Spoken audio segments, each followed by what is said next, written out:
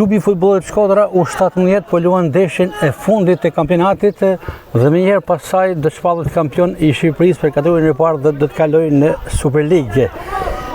Jam me Breken Obizin, një figurë spikator e futbollit shkodran, jo shumë larg u shpallua dhe kampion në kategorinë e tretë me vllazin B.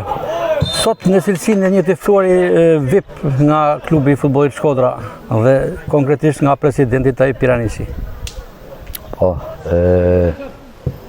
E falenderoj për sërt e Tajipin për ftesën që më ka bërë sot, për të qenë prezent në ngritjen e titullit dhe desha të flas një dy fjalë edhe për sërt e Tajipin, por edhe për klubin e Shkodrës.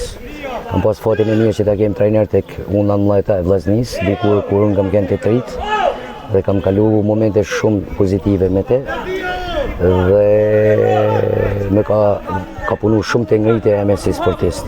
Dhe vjen koha sot të shtijena të dy në të njëjtin rol trajnera.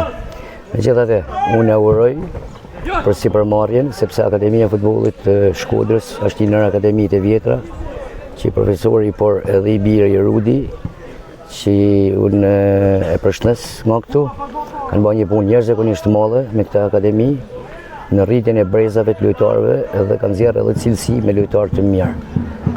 Dhe e pranova ftesën me kënaqësi të jem prezent sot këtu.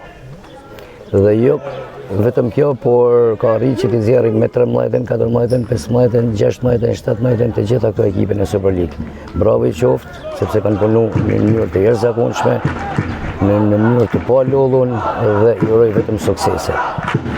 Përposhtë këtyre rezultateve bizit e këtij sezoni, që me të drejtë ju e theksuat të gjitha skuadrat janë në Super League, e veçanta këtij klubi është sepse nga gjiri ekipeve zinxhir në vite kanë dalë dhe vazhdojnë të dalin elemente të perspektivës të cilët sot janë në Super League në Shqipërisë, janë në Europë dhe në ekipin tonë kombëtar. Po pra, jo po qëllim e përmenda Akademinë e Futbollit Shkodra dhe personalisht profesorin e nderuar Tajip Piranicin, sepse ka zgjedhur breza.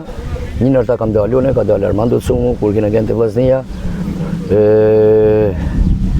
Ka zgjedhur portiera, por edhe brezat e ma poshtë e tarmes dhe më thonë që kanë qenë jo me stadion, po kanë qenë Vajushi, nuk po më vinë të shtinë mënd, por ka zgjedhur Hysaj, bravo El Saidi, që është një lojtar kombëtar e një nder për qytetin e Shkodrës dhe për shtetin tonë shqiptar. Pra, ju po qëllim që është një ndër akademitë më të vjetra dhe mos më thonë më vjetra që është kriju këtu dhe ky burr edhe në këtë moshë punon me shumë pasion, devotshmëri, dëshirë dhe ngadalë ja ka kaluar edhe të birit për Rudit, që është një trajner me një të ardhmë të mirë. Profesor Bizit, cili është urimi juaj për sukseset e klubit futbollit Shkodra? Urimi më i mirë është që jo vetëm që këto si mjet do përfaqësohen në ligat profesioniste, superiore pra, por të vazhdojnë të japin kontributin e tij të vyer bashkë me Rudin, të nxjerrin sa më tepër element dhe pse jo të kenë bashkëpunim edhe me ekipet e tjera të Shkodrës.